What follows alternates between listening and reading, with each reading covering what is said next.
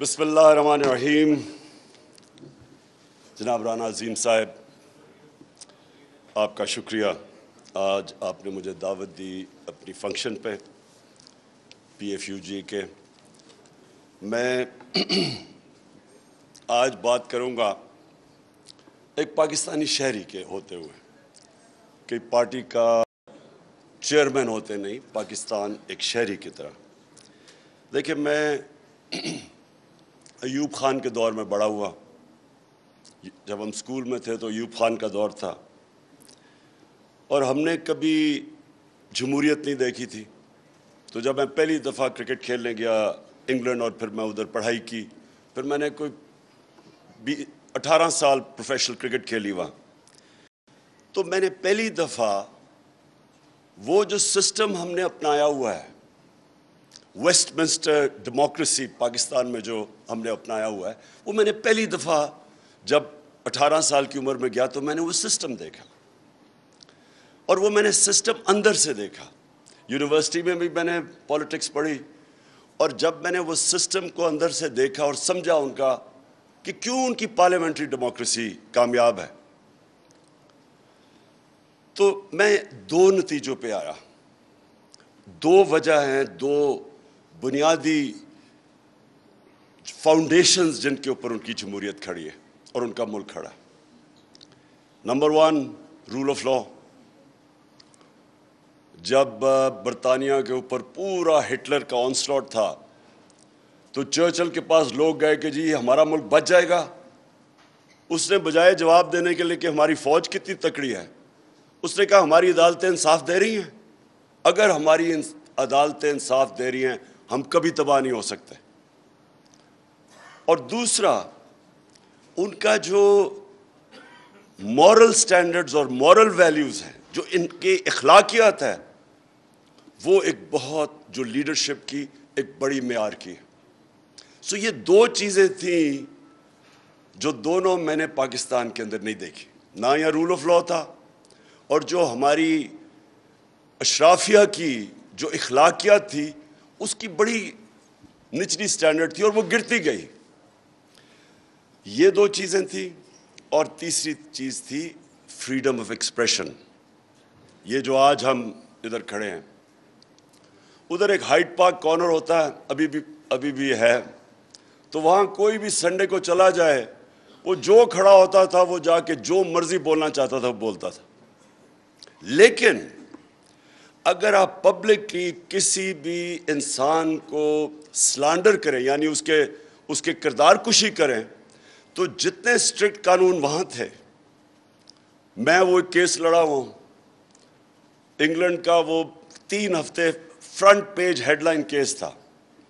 2 ان کے کھلاڑی ایئن بوتھم اور ایلن ڈیم نے میرے اوپر کیس کیا، اور میں وہ عدالت کے اندر وہ کیس لڑا ہوں. اور میں آپ کو یہ بتا سکتا ہوں کہ ان کی اتنی اسٹرکٹ سٹینڈرڈز ہیں. آپ اگر کسی کی توہین کر دیں، سلانڈر کر دیں، تو جو پروٹیکشن ہے ایک انسان کو اپنی ڈگنیٹی کی، وہ کبھی بھی میں نے پاکستان میں نہیں دیکھی.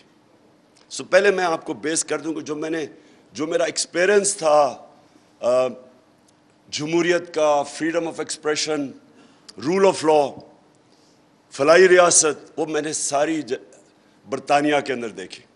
اور میں اس عمر میں گیا تھا جب یہاں نہ کوئی ڈیموکریسی تھی، یہاں ڈکٹیٹرشپ تھی، اور جو مورل سٹینڈرڈز تھے، ابھی بھی انگریز جب یہاں سے گیا تھا تو کافی ہماری جو موریلٹی تھی وہ کافی اوپر تھی. وہ آہستہ آہستہ گرتی گئی. اور میں پھر جب پاکستان میں جو، اب میں آپ کا تجزیہ دیتا ہوں، آپ سب یہ کہہ رہے تھے پہلے کہ پاکستان میں مسئلہ کیا ہے، اور بیسکلی آپ نے سب نے ایک ہی بات کی، اصل میں رول آف لا نہیں ہے. جو طاقتور ہے وہ قانون سے اوپر ہے. اسی لیے میں نے جب اپنی پولیٹکس شروع کی تو اس کا نام رکھا تحریک انصاف، کہ انصاف کا مطلب یہ ہوتا ہے کہ قانون کے سامنے سب ایک برابر ہوتے ہیں. یہ ہے انصاف. سمپل یہ ہے. حضرت علی کا قول ہے کہ کفر کا نظام چل جائے گا لیکن نا انصافی اور ظلم کا نظام نہیں چل سکتا. بیسکلی جو ابن خلدون نے آج سے پتہ نہیں 700-800 سال پہلے بات کہی تھی، اس نے کہا کہ میرا جو تجزیہ ہے قرآن کا کہ اللہ نے انسان کو زمین پہ بھیجا ہی ایک وجہ سے ہے کہ میری زمین پہ انصاف قائم کرو. سو بیسکلی ایک معاشرہ جو ہوتا ہے وہ سویلائز معاشرہ ہوتا ہی انصاف پہ ہے, اور رول آف لاء کا مطلب یہ ہوتا ہے کہ قانون کے نیچے سب ایک برابر. اور پھر میں نے پہلے ویسٹرن سسٹم سارا اسٹڈی کیا, اور پھر میں نے اپنی اسلام کی تاریخ اسٹڈی کی. میں جو مدینہ کی ریاست کی بات کرتا ہوں, آپ کو حیرت ہوگی کہ جو آج ویسٹرن ڈیموکریسیز جن پرنسپلز پہ کھڑی ہیں وہ ساری مدینہ کی ریاست کی پرنسپلز ہیں. رول آف لاء, سب سے پہلی چیز کہ نبی صلی اللہ علیہ وسلم نے کہا میری بیٹی بھی اگر جرم کرے گی اس کو سزا ملے گی, کوئی قانون سے اوپر نہیں ہے. اور جو سب سے امپورٹنٹ بات کہی میں, اور یہ پھر میرا 70 سال کی عمر کا ہو گیا ہوں, ساری دنیا میں جو میں نے دیکھا ہے ایک ڈفرنس ہے خوشحال معاشروں میں اور وہ جدھر غربت ہے, ایک ہی ڈفرنس ہے, رول آف لاء. جس معاشرے کے اندر قانون ہوتا ہے, انصاف ہوتا ہے, وہ ہمیشہ خوشحال ہوتا ہے. اور نبی صلی اللہ علیہ وسلم نے تب 1500 سال پہلے کہہ دیا تھا کہ تمہارے سے پہلے بڑی قومیں تباہ ہوئیں جدھر کمزور کے لیے ایک کمزور چوری کرے تو جیل میں, طاقتور چوری کرے تو NRO مل جائے. یہ تب تھا کہ جب آپ طاقتور ڈاکو کو نہیں پکڑ سکتا, جو بھی معاشرہ وہ تباہ ہو جاتا ہے. آپ ساری ڈیولپنگ ورلڈ دیکھ لیں, ساری ڈیولپنگ ورلڈ دیکھ لیں, ایک ہی مسئلہ ہے وہاں, طاقتور سے چوری کر کے سارے پیسے بھجوا دیتا ہے ویسٹرن اکاؤنٹس میں. ایک fact I panel United nations کے سیکرٹری جنرل نے ایک پینل آف اکانومسٹ بٹھائی جس نے صرف اس کا کام تھا کہ آپ یہ بتائیں کہ کیسے امیر ملک امیر ہوتے جا رہے ہیں, غریب ملک غریب ہوتے جا رہے ہیں. اس پینل نے 1 سال کے بعد رپورٹ دی, انہوں نے کہا 1.7 ٹریلین ڈالرز 1700 ارب روپیہ غریب ملکوں سے ہر سال چوری ہو کے امیر ملکوں میں اور آف شور اکاؤنٹس میں جاتا ہے. ساری جو غریب ملک ہیں ادھر ساری جگہ جو ان کے صاحب اقتدار ہیں, جو اشرافیہ ہے, وہ پیسہ چوری کر کے باہر بھیج دیتی ہے. وہ ڈفرنس بڑھتا جا رہا ہے. اور وہ کیوں ہیں؟ کیونکہ ان کے اندر وہ ابیلٹی نہیں ہے, ان کے اندر قانون نہیں ہے طاقتور کو لانا قانون کے نیچے. اس لیے میں نے اپنی پارٹی بنائی تھی آج سے 26 سال پہلے, اور تب سے میری سٹرگل ایک ہی ہے. سٹرگل یہ ہے کہ یہ جو 2 خاندان اس ملک کے اوپر 32 سال ہو گئے ہیں, اب انہوں نے 32 سال باریاں لی ہیں, یہ جو اوپر بیٹھے ہوئے ہیں, یہ جب تک آپ ان کو قانون کے نیچے نہیں لے کے آئیں گے, یہ کرپشن تو سمٹمز ہے نا, ایک بیماری ہے رول آف لاء نہ ہونے کی, سمٹمز یہ ہے کہ وہ کرپشن ہے. یہ تب سے سٹرگل تھی, شروع ہوئی 26 سال پہلے. پاکستان میں کیوں نہیں رول آف لاء آیا؟ ملٹری ڈکٹیٹرز نے 64 سال میں آدھا ملٹری نے حکومت کی ہے, آدھا کی ہے ان 2 خاندانوں نے. کیوں نہیں دونوں کے دور میں رول آف لاء آیا؟ ملٹری جب ایک ڈکٹیٹر ملک کو سنبھالتا ہے, ٹیک اوور کرتا ہے, تو وہ by definition rule of law کو ختم کر دیتا ہے, وہ اپنے آپ کو قانون کے اوپر لے آتا ہے. اور وہ پھر جب ڈکٹیٹر اپنے آپ کو ڈیموکریٹ بنانے کی کوشش کرتا ہے, وہ سارے اداروں کی دھجیاں اڑا دیتا ہے. تینوں ڈکٹیٹرز نے یہ کیا, ساروں نے اپنے آپ کو جمہوری بنایا, بائی ڈیفینیشن انہوں نے اداروں کو کمزور کر کے رکھ دیا, اپنے آپ کو قانون رکھ دیا. اور پھر جب ایک ڈکٹیٹر اپنے آپ کو ڈیموکریٹ بناتا ہے تو اس کے لیے امپورٹنٹ ہوتا ہے میڈیا کو کنٹرول کرے, کیونکہ میڈیا تنقید کرے گا. جب وہ قانون توڑے گا یا قانون سے اوپر ہوگا تو میڈیا اس کی تنقید کرے گا, تو اس کی مجبوری بن جاتی ہے اس کو کنٹرول کرنے کی. جنرل مشرف نے شروع میں, کیونکہ لوگ ان 2 پارٹیز کے 11 سالوں میں تنگ تھے, اور ہمیں پتہ ہے کہ جب جنرل مشرف نے ٹیک اوور کیا تو یہاں بڑی خوشیاں بنی, کیونکہ 2 دفعہ وہ دونوں گورنمنٹس کرپشن پہ نکالی گئی اور کرپشن کر رہی تھی. جب جنرل مشرف نے ٹیک اوور کیا تو وہ پاپولر تھا, کیونکہ اس میں خوشحالی بھی آنی شروع ہوگی. وہ اور بات ہے کہ وار آن ٹیرر میں شرکت کی جس نے تباہی مچائی. تو ہوا کیا کہ آہستہ آہستہ وہ جماعتیں ریوائیو ہونا شروع ہو گئی. اس نے پہلے شروع میں میڈیا کو کھول دیا, جب اس نے دیکھا, جب خاص طور پہ وہ چیف جسٹس کی موومنٹ شروع ہوئی ہے آزاد عدلیہ کی, تو اس نے تب جا کے میڈیا کو کلیم ڈاؤن کیا کہ اس کے خلاف جانی شروع ہوگی. اس سے پہلے میں آپ کو بتاتا ہوں, کیونکہ میں تو اپوزیشن میں تھا, میڈیا کے اوپر کبھی اس طرح کی جو آج میں دیکھ رہا ہوں, کبھی میڈیا کے اوپر اس طرح کی انہوں نے کلیم ڈاؤن نہیں کیا جو آج ہے. اب یہ دو پارٹیز آئیں, دو خاندان, ان کی کیا مجبوری ہے؟ دونوں کرپشن پہ پکڑے شروع کر دی انہوں نے کرپشن. جب کرپشن کی تو ان کی مجبوری بن گئی عدلیہ کو بھی آن سائڈ رکھا جائے اور میڈیا کو بھی کنٹرول کیا. یہ دو ایریا سے یہ ڈرتے تھے. تیسرا ان کا مسئلہ تھا فوج, کیونکہ وہاں ISI کو سارا پتہ تھا ان کی چوریوں کا, وہ ساری ریکارڈ رکھتے تھے. تو ان کی مجبوری کیا ہوئی, نواز شریف کا سارا اینڈ میں وہ عدلیہ کو بھی سنبھال لیتا تھا, میڈیا کو بھی سنبھال لیتا تھا, لیکن اس کا پرابلم ہو جاتا تھا فوج, اور پھر وہ آرمی چیفز کے ساتھ اس کا مسئلہ بنتا تھا. وہ اس لیے نہیں تھا کہ وہ رول آف لا چاہتا تھا, اس کا پرابلم یہ تھا کہ یہ ساری جو رپورٹس نکلتی تھی کرپشن کی, یہ نکلتی تھی ایجنسیز کے ذریعے. زرداری کا سملر پرابلم تھا. تو انہوں نے بھی میڈیا کو کلیم ڈاؤن اس لیے کیا کہ یہاں وہ کنٹرول کرنا چاہتے تھے انفارمیشن.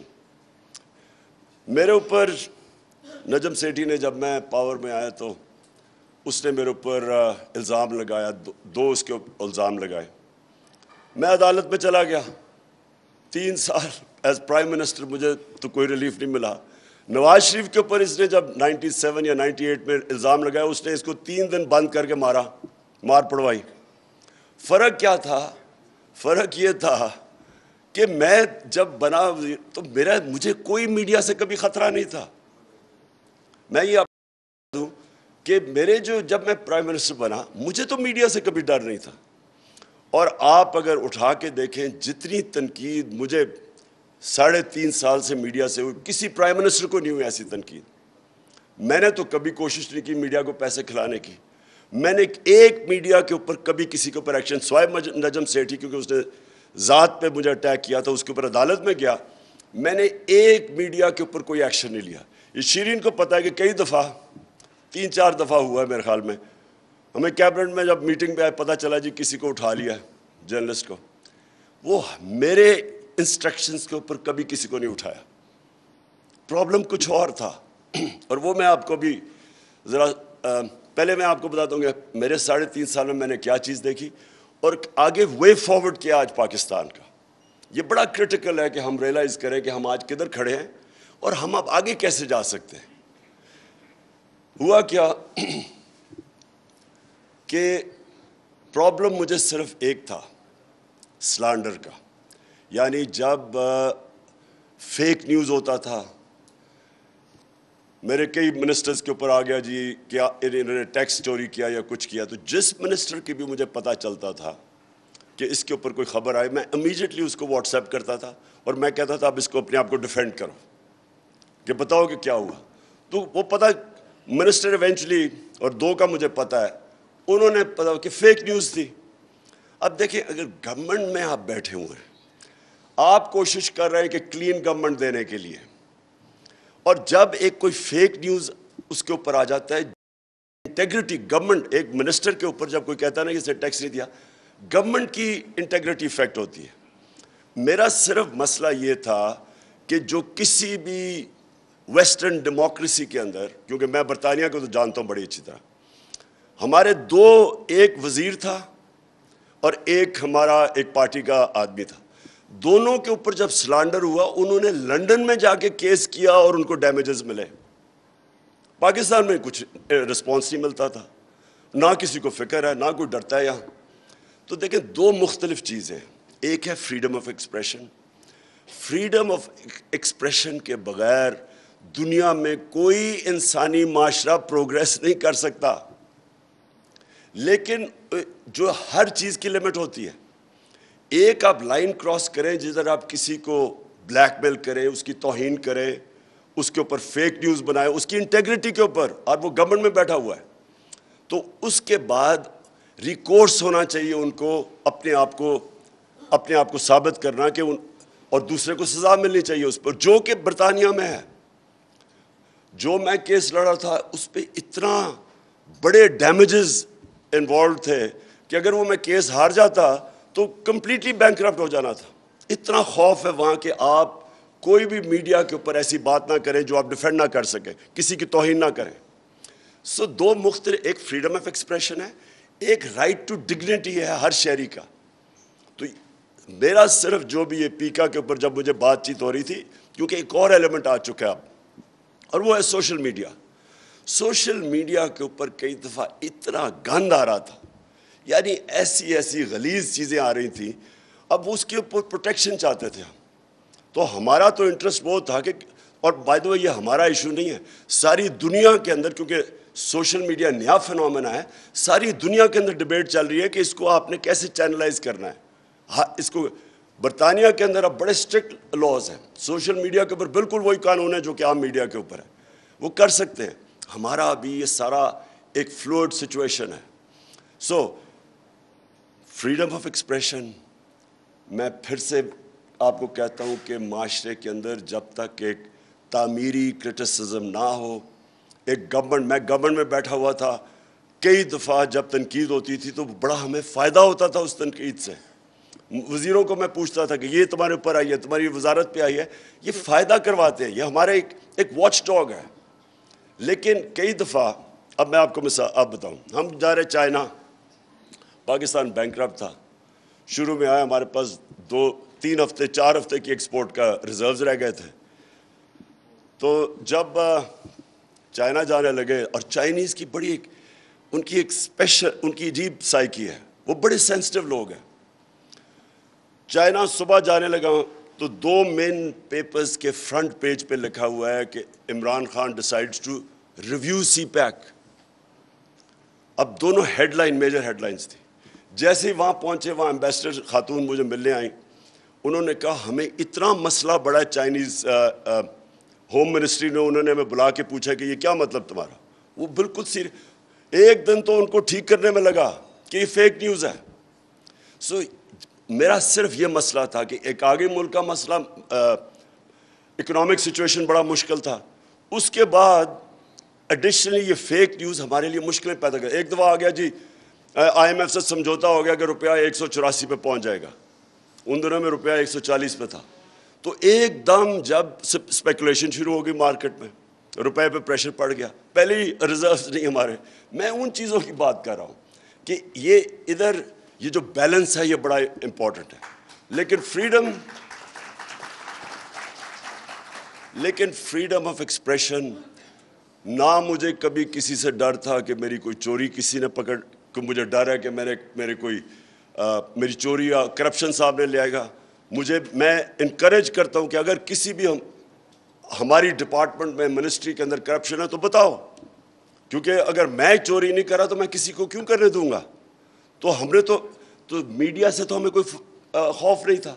عدلیہ سے کوئی مجھے کہے کہ ہمارے دور میں ہم نے کوئی انٹروینشن کی ہو عدالتوں کو, کوئی ہم نے کسی کو میڈیا کو کہا, عدالتوں کو کہا کہ جی یہ اٹھا فون کے جی ججمنٹ دو, کوئی ہم نے کوشش کی ہو کسی قسم کی ججمنٹ افیکٹ کرنے کے لیے, کیونکہ ہم کوئی قانون نہیں توڑ رہے تھے, ہم قانون کے بیچ میں تھے. پرابلم اب میں آپ کو بتاتا ہوں کیا آ رہی تھی. پرابلم کیا آ رہی تھی کہ دیکھیں وار آن ٹیرر جب ہوئی نا, اور میں کہہ بیٹھا ہوں کہ اس میں ہمیں کبھی شرکت نہیں کرنی چاہیے تھی. مجھے جب بھی مسئلہ ہوتا تھا میں حامر میر پروگرام کے اوپر جا کے اپنی جا کے پوائنٹ آف ویو دیا کرتا تھا, ڈرونز کے اوپر, اس کو سب پتہ ہے. میں یہ سمجھتا تھا کہ ہم نے بہت بڑا ڈیزاسٹر کیا اس میں شرکت کر کے. اس معاشرے نے جتنا ڈیمیج اٹھایا ہے اس وار آن ٹیرر کی وجہ سے, کبھی بھی کوئی کمیشن بیٹھے تو پتہ چلے کہ ہمیں کتنا اس نقصان ہوا ہے. اس سے چھوڑیں کہ ہم نے اپنے اربوں ڈالر کا نقصان ہوا, قبائلی علاقہ ہمارا اجڑ گیا, 80,000 لوگ ہمارے قربان ہوئے اس وار کے اندر. ڈرون اٹیکس, کبھی بھی یہ انہرڈ آف ہے کہ آپ ہی کا ملک کسی کی جنگ میں شرکت کر رہا ہے اور وہ آپ ہی کو اٹیک کر رہے ہیں. یہ ہیومن ہسٹری میں کبھی نہیں ہوا. لیکن جو سب سے بڑا ڈیزاسٹر ہوا کہ ہمارے جو لوگوں کے سول اور ہیومن رائٹس تھے وہ افیکٹ ہوئے. وار آن ٹیرر کے اندر لوگوں کو اٹھانا شروع کر دیا. مسنگ پرسن شروع ہو گئے. سب سے پہلے میں نے مظاہرہ کیا تھا مسنگ پرسن کا 2003 میں, جب عافیہ صدیقوں کو اٹھا لیا تھا. اب جب تک میں گورنمنٹ میں نہیں آیا تو مجھے تو فوج کا ویو نہیں پتا تھا, تو میں تب تک ہمیشہ بولتا رہا, کیونکہ اینڈ میں میرے پاس آتے تھے مسنگ پرسن جن کے کوئی لوگ جن کے رشتہ دار اٹھا لیے جاتے تھے, تو میرے پاس آتے تھے. اور وہ اس سے زیادہ میں نے تکلیف دہ چیزیں نہیں دیکھیں کہ عورت آ رہی ہے کہ میرا ہسبینڈ غائب ہے, ماں آ رہی ہے بیٹا غائب ہے.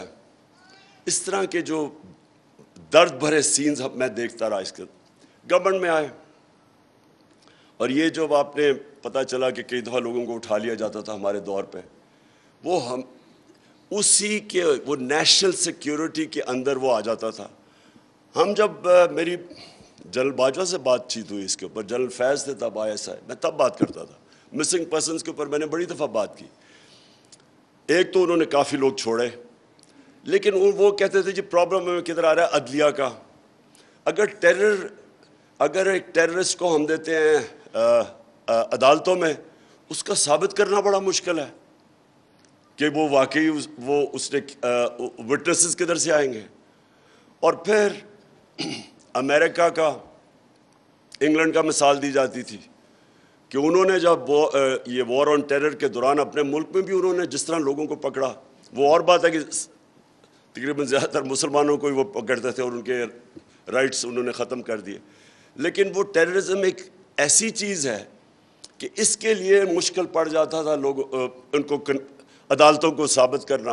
اور وہ فوج ادھر سے ڈرتی تھی کہ دیکھیں آپ یہ پھر چھوڑ دیں گے اور یہ پھر ہمارے خلاف ایکٹیویٹی کریں گے. تو ان کا ایک یہ پوائنٹ آف ویو تھا. اس کے اوپر بھی ہم ایک چیز فائنلی ایک نتیجے پہ پہنچ گئے تھے, اور وہ ہم پاس کرنے لگے تھے کہ کوئی بھی مسنگ پرسن نہ ہو, آپ بشک ٹائم ایکسٹینڈ کر دیں کہ آپ اگر آپ اس ٹائم تک ثابت نہیں کر سکتے, لیکن اس کے رشتہ داروں کو تو پتا ہونا کہ وہ کدھر ہے. سب سے زیادہ ظلم تو رشتہ داروں پہ, تو خیر یہ ہم کر رہے تھے, لیکن ان کا یہ پوائنٹ آف ویو تھا. لیکن دیکھیں میں آخر میں یہ جو جدھر آج پاکستان کھڑا ہے نا, میرا آنیسٹ اوپینین یہ ہے کہ اپنی تاریخ کا سب سے فیصلہ کن ڈیفائننگ مومنٹ پہ کھڑا ہوا ہے. یہ بڑا امپورٹنٹ ہے کہ اس وقت فیصلے ٹھیک کیے جائیں.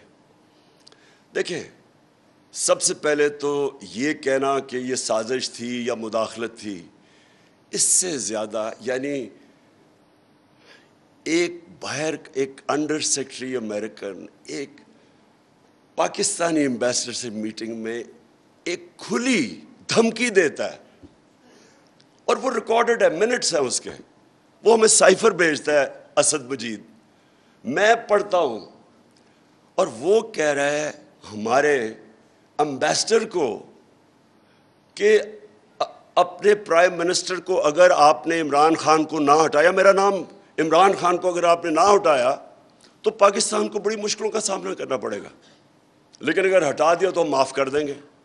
یعنی اتنی ایسا تکبر. مجھے تو سب سے, میں نے وہ CNN پہ کہا, میں نے کہا اس کو تو بیڈ مینرز پہ نکال دینا چاہیے اس ڈونلڈ لو کو, کہ اتنی بے شرمی اور تکبر سے کسی ملک کے امبیسڈر, اچھا امبیسڈر کو کہہ رہا ہے کہ پرائم منسٹر کو نکال دو. یعنی کس کو وہ کہہ رہا ہے, میں فورن آفس تو میرے نیچے ہے, تو وہ دھمکی دیتا ہے. اگلے دن عدم اعتماد ہوتا ہے. اچھا وہ یہ بھی کہتا ہے کہ عدم اعتماد کو کامیاب کرنا ہے, اگر نہ ہوا تو یہ کانسیکوینسز. اگلے دن وہ ہوتا ہے. اس کے بعد ایک دم ہمارے ایلائز اتحادیوں کو ایک دم پتہ چلتا ہے کہ جی تحریک انصاف تو بہت بری ہے.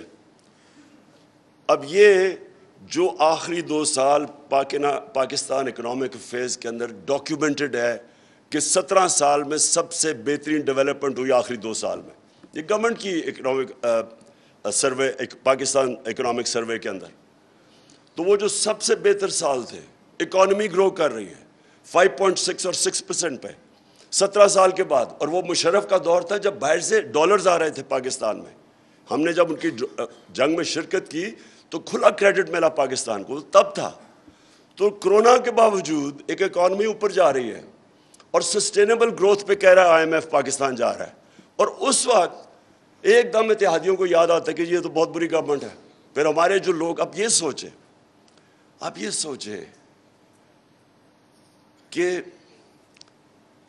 امریکن ایمبیسی ان لوگوں کو بلا رہی ہے جو ہمارے بیک بینچرز تھے, ان کو پتا تھا خوش نہیں ہے, پروونشل اسمبلی میں بلا رہی ہے. عاطف خان کو بلا لیا کہ اچھا جی آپ کی سنا ہے اس سے تعلقات اچھے نہیں محمود خان سے, تو عدم اعتماد کا کیا ایشو, ہم اگر کریں تو کیا ہوگا. کون سی دنیا میں ایمبیسی اس طرح کرتی ہے؟ اور یہ 3-4 مہینے پہلے عدم اعتماد سے یہ شروع ہو گئے تھے کرنا. بار بار مل رہے ہیں ہمیں, ساری رپورٹ آ رہی ہے, ساری اپوزیشن کے ممبرز کو مل رہے ہیں. سب کو پتہ چل گیا 2 مہینے پہلے کہ جی آنے والا ہے. اور جو امریکن ایمبیسی کو مل رہا تھا سب جی امریکن نے فیصلہ کر لیا. میرا سب سے بڑا پوائنٹ یہ کہ دیکھیں یہ پاکستان کی فیوچر کے لیے اگر اس کے اوپر تحقیقات ہی نہیں ہوگی, اور مجھے کہا جی کہ آپ نے ان کے اوپر انکوائری نہیں کی, ہم نے تو ایک دم کیبنٹ پہ رکھا, کیبنٹ نے کمیشن بنائی انویسٹیگیشن کی, ہم نے نیشنل سیکورٹی کونسل میں رکھا, پارلیمنٹ کی نیشنل سیکورٹی کونسل میں رکھا, پھر پریزیڈنٹ نے بھیجا سی جے کو وہ سائفر کے یہ اس کے اوپر انویسٹیگیشن ہونی چاہیے, اسپیکر بھیجتا ہے چیف جسٹس کو کہ جی اس کے اوپر انویسٹیگیشن ہونی چاہیے. اور ہم کیا کرتے ہیں, اپنی جو کمیشن تھی وہ ہماری گورنمنٹ چلے گئی, انہوں نے جو آئے تھے انہوں نے تو نہیں انویسٹیگیٹ کرنا تھا, وہ تو بینیفیشریز تھے اس کے. تو اس سٹیج کے اوپر یہ ایک نیشنل ایشو ہے, اس کو پوری کوشش کی دبانے کی, سائفر کو پوری کوشش کی کہ یہ کسی کو پتہ نہ چلے, اس کا ہر کوشش کی اس کو دبانے کی. یہ بھی کہا گیا جی سائفر تو ایسے آتے رہتے ہیں. ایسے سائفر کہیں بھی دنیا میں کسی بنانا ریپبلک کو بھی نہیں آتے. کسی فورن آفس سے پوچھے کہ کیا اس طرح کی کوئی لینگویج استعمال کرتا ہے, اور میں فل مارکس اسد مجید کو دیتا ہوں, امبیسڈر کو. اس نے سائفر کے اینڈ میں لکھا کہ امریکہ کو ڈیمارش کرنا چاہیے آپ کو, جو انہوں نے لینگویجز انہوں نے استعمال کیا کہ اپنے پرائم منسٹر کو ہٹاؤ. اور اس کے بعد جب پرائم منسٹر ہٹتا ہے, دیکھیں یہ امپورٹنٹ اس لیے ہے کہ کیا پاکستان دنیا کی 5ویں آبادی میں بڑا ملک, کیا اس کا ایک الیکٹڈ پرائم منسٹر کو اس طرح ریموو کریں گے؟ میں اگلا سوال پوچھتا ہوں کہ آگے کوئی آ کے کھڑا ہوگا؟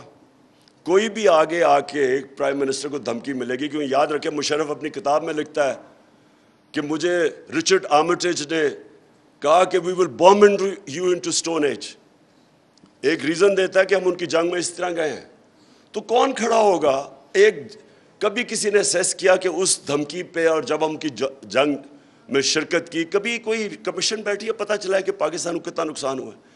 تو اور اس سائفر میں وہ لکھتا ہے کہ عمران خان نے جو رشیا کا دورہ کیا ہے یہ اپنے طور پہ کیا ہے, مطلب یہ کہ اس فورن آفس نے سارے اکیلے خود فیصلہ کیا. اور اس نے جو رشین جو وزٹ تھی اس کو موڈ پوائنٹ بنا لیا. پوائنٹ یہ ہے کہ اس کے اوپر اگر سپریم کورٹ انکوائری نہیں کرتا, الٹا دھمکی دیتے ہیں کہ آرٹیکل 6 لگ جانا ہے عمران خان کے اوپر, چھوڑے کہ عمران خان کون ہے. یہ پاکستان کی توہین ہے اس ملک کی. جو اس وقت سچویشن ہے, جو اب میں اپنی فائنل بات کرتا ہوں کہ ہونا کیا چاہیے. اب دیکھیں پاکستان کے اندر ایک بیلنس ہونا چاہیے. ہمارے اندر بیلنس آیا ہی نہیں. جب ملٹری جاتی تھی, جو ہماری سویلین حکومت آتی تھی, سویلین حکومت کرتی کیا تھی کہ وہ پوری اجازت دے دیتی تھی ملٹری کو کہ اچھا آپ کی یہ ڈومین ہے, آپ جو مرضی کریں, کیونکہ وہ کمزور ہوتے تھے. اور دوسرا کیونکہ ان کی ڈیموکریسی ڈیپینڈ کرتی ہے مورل سٹرینگتھ کے اوپر, ناٹ فزیکل سٹرینگتھ. فزیکل سٹرینگتھ فوج کے پاس ہوتی ہے. جب آپ کرپشن کرتے ہیں, آپ کے اوپر کیسز ہوتے ہیں اور آپ فکر ہوتی ہے, تو آپ پھر اور سپیس دیتے جاتے ہیں. یہ جو بیلنس ہے یہ ابھی تک آیا نہیں, اور اس کی وجہ سے آج ایک یہ سچویشن ڈیولپ ہو گیا ہے کہ جو اسٹیبلشمنٹ ہے وہ ریئلائز نہیں کر رہی کہ وہ جو اب حرکتیں کر رہی ہے, جو ابھی بات انہوں نے بالکل ٹھیک کی کہ ہم اپنی فوج کو, رانا عظیم نے ٹھیک کہا کہ فوج کو کبھی کمزور نہیں ہم افورڈ کر سکتے. ہمارے ارد گرد سارے مسلمان دنیا کی آپ کے سامنے اگزامپلز ہیں ساری. آپ سیریا لے لیں, یمن, سیریا, صومالیہ, افغانستان, ایک لیکن سب کا جو حال ہوا ہے جب کیونکہ وہ ڈیفینڈ نہیں اپنے آپ کو کر سکتے. پاکستان کے پاس بہت بڑا ایسٹ ہے طاقتور فوج. اس کو ہمیں بچانا ہے, کیونکہ اگر پبلک کے اندر اور فوج کے اندر فاصلے بڑھتے رہے جو بڑھ رہے ہیں تو اس سے ایونچولی فوج کو نقصان ہے اور پاکستان کو نقصان ہے. جب ہماری اسٹیبلشمنٹ کو ڈفرینشیٹ کرنا چاہیے, کب آپ تعمیری تنقید کر رہے ہیں اور کب آپ ڈیمیج کر رہے ہیں اس کو, اس میں فرق ہے.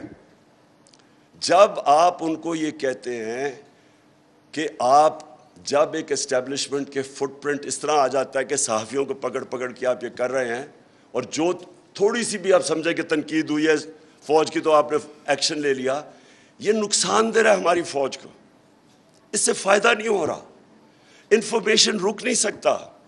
یہ سوشل میڈیا کا زمانہ ہے, یہ غلط فہمی ہے کسی کی کہ جی سوشل میڈیا کو آپ کو کنٹرول کر رہا ہے. سوشل میڈیا ایک ایسی چیز ہے کہ جس کے پاس موبائل فون ہے اس کی آواز ہے, آپ اس کو کنٹرول نہیں کر سکتے, اور آپ کنٹرول کرنے جتنی مرضی کوشش کریں یہ ایک ایسی اب چیز نکلائی کسی کے کنٹرول میں نہیں ہے. اس لیے یہ جو اب پیریڈ ہے اس کے اندر ہمیں ریفلیکٹ کرنا چاہیے کہ کیا یہ جو فیصلہ کیا, جو بھی یہ فیصلہ نہ روکنے کا کیا, ایک امریکن سازش کے تحت ایک ان نیچرل سیٹ اپ آ گیا, کیا یہ پاکستان کے فائدے میں ہے؟ کیا پاکستان کے فائدے میں ہے کہ 1100 ارب روپے آتے ساتھ ہی انہوں نے جو نیب کے اندر کیسز پڑے ہوئے تھے انہوں نے ختم کروا دیے, سارے جن کے کیسز تھے, اور یہ پچھلے 10 سال کے کیسز تھے, یہ سارے ختم کروا لیے. جو ایف آئی اے کے اندر 16 ارب روپے کا open and shut case Shahbaz Sharif اور بچوں کے, وہ 4 وٹنسز مر چکے ہیں ابھی تک. جب سے یہ آئے ہیں 4 وٹنسز مر گئے ہیں, جس میں مقصود چپڑاسی بھی, اور ایک انویسٹیگیٹر مر چکا ہے ہارٹ اٹیک سے. اور یہ جو عمران ریاض نے جو بتایا کہ ان کو جب وہ جیل سے نکلے ہیں تو ان کو تب سے پرابلمز ہے, صحت کے پرابلمز ہو گئے ہیں, اور وہ سمجھتے ہیں ان کو زہر دی گئی ہے, سلو پوائزننگ کی گئی ہے. یہ انویسٹیگیٹ کرنا چاہیے کہ یہ کمال ہوا ہے کہ ایک دم 4 وٹنسز مر گئے ہیں اور ایک انویسٹیگیٹر اور دوسرے انویسٹیگیٹر کو ہارٹ اٹیک ہوا بچ گیا ہے. اور یہ ہمیں سوچنا چاہیے کہ اس سیٹ اپ کو اگر بیک کر رہی ہے ہماری اسٹیبلشمنٹ, جو کہ ساری قوم کو پتہ ہے, ان کے اپنے بیان ہیں, ایک دوسرے کیسز سارے اپنے دور پہ بنائے ہوئے ہیں. یہ جو 10 سال کے کیسز ہیں 95% تو ان کے دور کے بنے ہوئے ہیں. وہ کیسز معاف کروا رہے ہیں, ایک طرف ملک نہیں سنبھالا جا رہا, مہنگائی آسمانوں پہ, اکانومی ٹینک کر گئی ہے. بلومبرگ کی رپورٹ ہے کہ پاکستان اب چوتھا رہ گیا ہے جو ڈیفالٹ کرنے جا رہا ہے. دنیا میں چوتھے نمبر پہ پاکستان ہے جو ڈیفالٹ کرنے جا رہا ہے, سری لنکا کے بعد.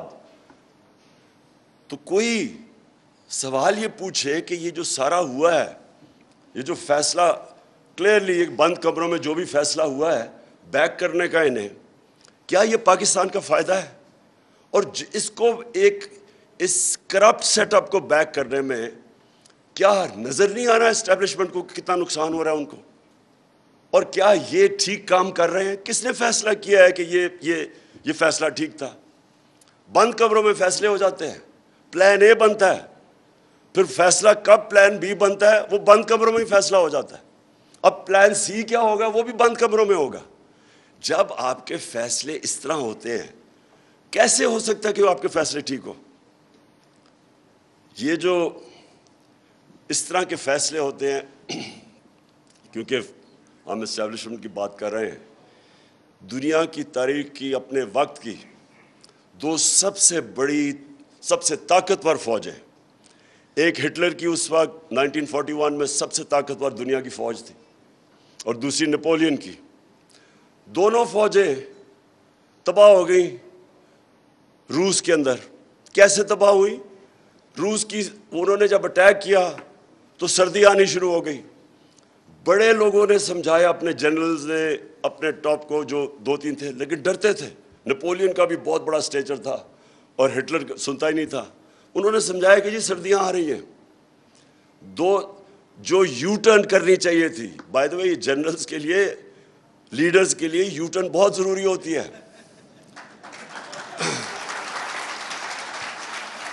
کیونکہ کوئی بھی لیڈر اپنے آپ کو عقل کل نہیں سمجھنا چاہیے. غلطیاں ہوتی ہیں لیڈر سے. بہتر یہ ہوتا ہے کہ غلطی پہچان کے تو وہ کہتے ہیں نا when you are in a hole stop digging.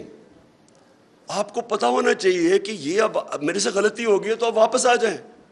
دونوں دنیا کی اس وقت کی سب سے طاقتور فوج سردیوں میں تباہ ہو گئی, روس کی سردیوں میں. آج بھی ایک ہی راستہ ہے. جتنا اس اب میں کیا کہوں آرٹیفیشل کرپٹ سیٹ اپ جن کو اکٹھا کیا گیا, 60% لوگ ضمانت میں ہیں. میں جو 2 باتیں کہی تھی انگلینڈ کے اندر, 2 چیزیں, ایک رول آف لا تھا اور ایک ان کی اخلاقیات تھی. آپ صرف ایک چیز سوچ لیں, بورس جانسن بھاری اکثریت سے جیتتا ہے, وہ اس کی اپنی پارٹی نکال دیتی ہے. کس چیز پہ؟ پاکستان میں یہ خبر بھی نہیں بننی تھی, یا خبروں میں بھی نہیں آنا تھا کہ جناب وہ کورونا کے دور وہ نے جب 10 ڈاؤننگ اسٹریٹ میں انہوں نے جب کام ختم کیا تو وہ سارے گیدر ہو گئے ڈرنکس کے لیے. یہ خبر بھی نہیں بننی تھی. اس کے اوپر اچھا اس نے کیونکہ کور اپ کیا, جھوٹ بولا, اس کو فارغ کر دیا. کلنٹن اور بیوی اگر کہہ رہی ہے کہ جی مجھے مونیکا لیونسکی کا فرق نہیں پڑتا, اس کو انہوں نے امپیچمنٹ کر دی اس کی. رچرڈ نکسن وہ ایک سب کے فون ٹیپ ہیں یہاں, میرے بھی آپ نے دیکھا ہوگا میرا پرائم منسٹر کے بھی فون ٹیپ ہیں. اس فون ٹیپنگ کے اوپر اس کو امپیچمنٹ کی, اس نے ریزائن کیا. ان کی صرف مورل سٹینڈرڈز دیکھیں, ڈیموکریسیز چلتی ہیں مورل اتھارٹی پہ. اب یہ مجھے یہ بتائیں کہ جو ایک انڈر ٹرائل باپ بیٹا ایک چیف منسٹر بن گئے, پرائم منسٹر بن گئے, انڈر ٹرائل ہیں, 16 ارب روپے, وہ مجھے کیس پتہ ہے, اوپن شٹ کیس ہے, نوکروں کے نام پہ 16 ارب روپیہ آ گیا. اس پہ کوئی اور ہوتا تو ابھی تک 1.5 سال جیل میں ہوتا. ان کو آپ ملک کا پرائم منسٹر بنا رہے ہیں اور چیف منسٹر, 60% کیبنٹ ضمانت پہ ہے. جب ایک ملک کی قیادت, اس کی جب موریلٹی, ان کی مورل سٹینڈرڈز ادھر پہنچ گئے کہ آپ نے ان لوگوں کو اوپر بٹھا دیا ہے, مجھے یہ بتائیں جیل میں لوگ کیا کر رہے ہیں پھر؟ اب کس منہ سے غریب لوگوں کو جیلوں میں ڈالا ہوا ہے؟ اوپر سے آ کے انہوں نے آتے ساتھ ہی NRO 2 لے لیا. دیکھیں یہ سیٹ اپ جتنی دیر چلے گا ملک کمزور ہوگا, ڈی سٹیبلائز ہوگا. اور اس وقت اکنامک جو سٹیبلٹی ہے وہ ڈپینڈ کرتی ہے پولیٹیکل سٹیبلٹی پہ. یہ سیٹ اپ کبھی چل ہی نہیں سکتا جن لوگوں کو انہوں نے اکٹھا کیا ہوا ہے. تقریریں سنیے اسمبلی میں ابھی بجٹ کے دوران, وہ جو ہمارے ساتھ تھے وہ جا کے کیا باتیں کر رہے تھے. اور وہ پنجاب کا سیٹ اپ کیا ہے, وہ تو ایک انکانسٹیٹیوشنل چیف منسٹر بیٹھا ہوا الیکشن کروا رہا ہے. ہر قسم کا سپریم کورٹ واضح کر بیٹھا ہے کہ تم نے کسی قسم کی استعمال نہیں کرنا اسٹیٹ مشینری. ذرا جا کے دیکھیں 20 حلقوں پہ ساری اسٹیٹ مشینری کوشش کر رہی ہے ان کو الیکشن جتانے کے لیے کل. تو اگر اس سیٹ اپ کو اس طرح زیادہ آگے جا کے انلیگل کام کر کے اس سیٹ اپ کو اوپر رکھنا ہے, اکاؤنٹیبلٹی ختم کر کے, کس کو نقصان ہو رہا ہے؟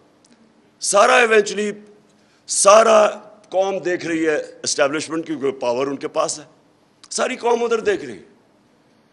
اپنی اسٹیبلشمنٹ, اپنی فوج کو بچانے کے لیے تعمیری تنقید ضروری ہے. ہمارے جو جرنلسٹ ہیں ان کو موقع دیا جائے تعمیری تنقید کرنے کی, کورس کریکشن کے لیے. غلطیاں سب سے ہو جاتی ہیں, سب غلطیاں کر دیتے ہیں, کوئی عقل کل نہیں ہے. لیکن ایک جو تنقید ہوتی ہے وہ ایک جو بھی پاور میں ہوتا ہے اس کے لیے سارا وقت موقع مل رہا ہوتا ہے اس سے ڈفرینٹ اوپینین سن کے کہ میں کدھر ٹھیک جا رہا ہوں کدھر غلط. ایک اس جو بھی اوپر ڈیسیژن میکر ہے اس میں ایبلٹی ہونی چاہیے کہ یہ تنقید خود ہی فیصلہ کرے کہ یہ تنقید تعمیری ہے اور یہ تنقید کے پیچھے ایجنڈا ہے, وہ فیصلہ کرے. لیکن تنقید کو بند کرنا یہ تو اپنے آپ کو ایک فولز پیراڈائز میں رکھنا ہے, اور یہ نقصان سب کو ہو رہا ہے, ساری قوم کو ہو رہا ہے. جتنی دیر تک یہ انسٹیبلٹی چلتی رہے گی دیر تک اکانومی ہماری نیچے جاتی رہے گی. اور اکانومی اگر 4 نمبر پہ پاکستان ہے ڈیفالٹ کرنے والا, تو خود سوچ لیں کہ پاکستان کی آج کیا پوزیشن ہے. اور میں آج پھر سے کہتا ہوں کہ صرف ایک راستہ ہے, اور وہ راستہ ہے فری اینڈ فیئر الیکشنز. صاف اور شفاف الیکشنز کے علاوہ جدھر آج ہم پہنچ گئے ہیں پاکستان کے پاس اور کوئی دوسرا راستہ نہیں ہے. جو بھی راستہ اختیار کریں گے اس میں مسئلے ہی مسئلے ہیں اور ایک فیلئر کو ری انفورس کرتے جائیں گے. اس سے اور زیادہ فاصلے بڑھتے جائیں گے قوم میں اور اسٹیبلشمنٹ میں. اور ہماری سب کی کوشش ہونی چاہیے کہ یہ ملک، ہمارے ملک میں ایک طاقتور فوج اس ملک کی ضرورت ہے. اور ہمارے ملک کے اندر یہ بھی ہمیں سمجھنا چاہیے کہ اس ملک کے اندر صرف ایک راستہ ہے. کوئی مارشل لاء وغیرہ کا ٹائم نکل چکا ہے. صرف ایک ہے کہ ہم اپنی جمہوریت کو اسٹرینگتھن کریں. اور جمہوریت کو اسٹرینگتھن کرنے کے لیے جو میڈیا ہے، میڈیا کو آزاد کرنا اور پھر قانون کے تحت لمٹس رکھیں کہ سلانڈر نہ کرے. یعنی جو ساری، میں کوئی نئی چیز نہیں کہہ رہا، صرف جو قانون بنے ہوئے ہیں برطانیہ میں، کیونکہ وہیں سے ہم نے ڈیموکریسی لیا، ان کے قانون لے آئیں. جو وہاں قانون ہے وہ یہاں لے آئیں کہ سلانڈر کا کیا قانون ہے اور پھر ان کو امپلیمنٹ کریں. اس وقت پرابلم کیا ہے کہ ہمارے پاس اگر قانون ہیں بھی وہ امپلیمنٹ ہی نہیں ہوتے، اس لیے کسی کو فکر ہی نہیں ہے، جو مرضی جس کے متعلق کہہ دے. اور خاص طور پہ سوشل میڈیا کو ریگولیٹ کرنا بڑا ضروری ہے. اس میں ایسا گند آ رہا ہے کہ وہ ہمارے معاشرے کو بڑا نقصان پہنچے گا. تو وہ معاشرے کو بچانے کے لیے ریگولیٹ کرنا سوشل میڈیا کو بہت ضروری ہے. میں پھر سے رانا عظیم آپ کا شکریہ ادا کرتا ہوں. میں سارے جو ہمارے آنریبل اسپیکرز آئے، میں ساروں نے بڑی وہ باتیں کی جو ہم سب اگری کرتے ہیں کہ فریڈم آف ایکسپریشن کے بعد بغیر کوئی بھی معاشرہ ترقی نہیں کر سکتا. شکریہ جی.